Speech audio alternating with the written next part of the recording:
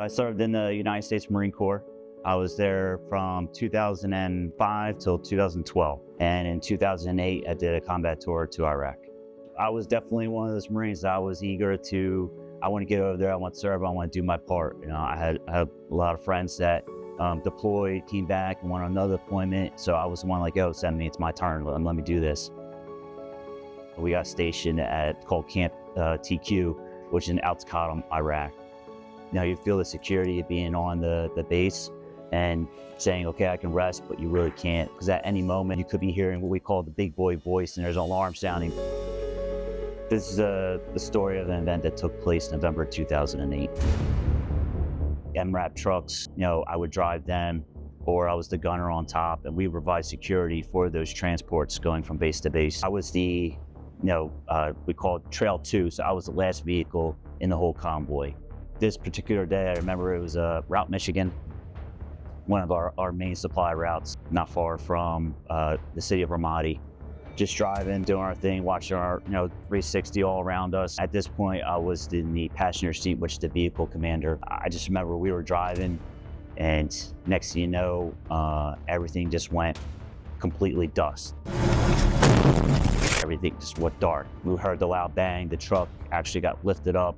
An IED went off by the front driver's side tire, and that's what caused us to flip. That's when training comes in. The first thing I was checking was my guys. I looked over at Smith, who was my driver. I made sure he was okay. Grabbing my buddy who was up in the gunner seat, grabbing his arm. Luckily, he didn't get thrown out. He was okay. And then that's when I'm checking myself. Actually, I felt my uniform was wet, so I'm checking myself with my own hands, doing my own assessment, feeling, okay, am I bleeding? Where am I bleeding? Let's get it stopped. But as everything started to settle down, luckily it was just the water from the cooler. So I was like, oh, okay, we're good. So when you're over there for months and you come home and you're back in your comfort, it's not like that for a while. So it took a little adjustment. Like driving on the highways, I would want to drive in the middle. I wouldn't want to go to the left or right lane because I'm always on edge, wondering if something is gonna blow up or we're gonna get attacked. Even just that one particular incident stuck with me for a while. That eventually I had to work myself through it. I finished in the Marine Corps in 2012 after my tour in Iraq. And at that point, I wanted to continue my service. Service itself is in my blood. I did my time for my country. Now I want to do my time for the community. What a better thing to do than become a police officer? Luckily, I put an interview in for the K-9 unit. And in 2014, I was selected, and I got paired up with my partner, Rocky. This event took place in Winslow Township in the winter of 2021. So Winslow Township had an incident where they were requesting assistance of myself and K-9 Rocky, another officer from town.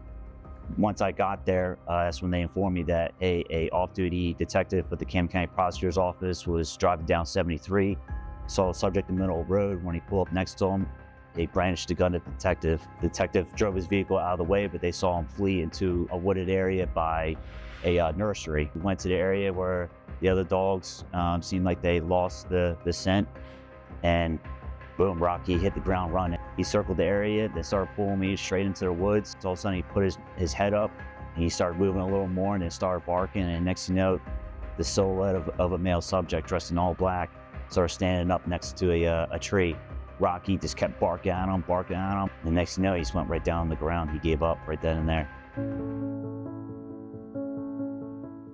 He unfortunately got sick and had diagnosed with cancer in the winter of 2022. So he got his treatment. We got him healed up from that, but unfortunately, he wasn't the same. In the spring of 23, I made the decision to retire Rocky so he can continue being home with myself and my family. From all of us here at Gloucester County Emergency Response Center, we thank you for your dedication to our town and Gloucester County.